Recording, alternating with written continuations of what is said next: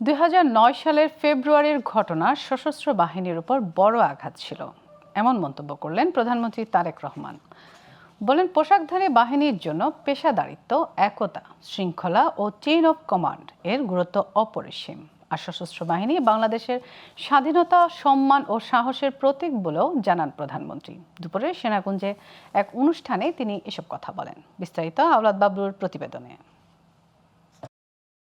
বিশ্বের যুদ্ধ বিধ্বস্ত ও সংঘাতপূর্ণ জনপদে শান্তির বার্তা পৌঁছে দিতে জীবন বাজি রেখে কাজ করেছে বাংলাদেশের শান্তিরক্ষীরা।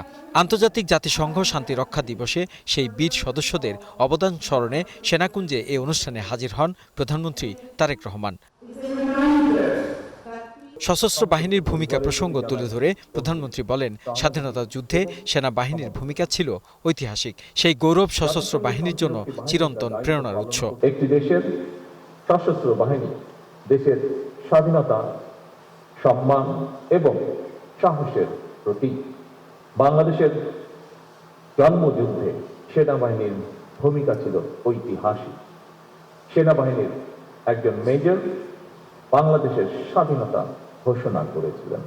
সরকার প্রধান বলেন, বিভিন্ন সময় সশস্ত্র বাহিনীকে ঘিরে অপতৎপরতা ও বিভ্রান্তির সৃষ্টি হয়েছে। এসব ষড়যন্ত্র মোকাবেলা করে তাদের ঐক্যবদ্ধ থাকতে হয়েছে।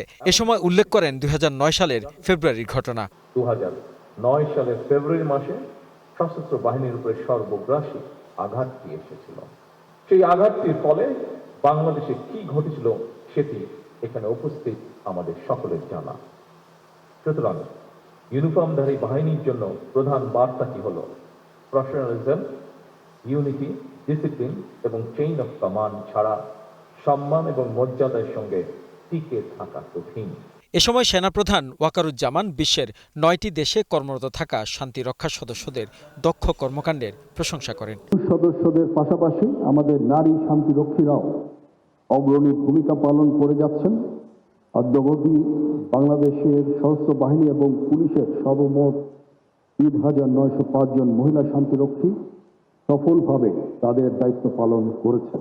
বিশ্বের বিভিন্ন দেশে শান্তিরক্ষা মিশনে দায়িত্ব পালনের ক্ষেত্রে নিষ্ঠা, কর্তব্য ও পেশাদারিত্বের কারণেই বাংলাদেশ অন্যতম শীর্ষ শান্তিরক্ষা প্রেরণাকারী দেশ হিসেবে সুনাম ধরে রাখতে সক্ষম হয়েছে। আওলাদ বাবলু, গ্লোবাল টেলিভিশন, ঢাকা।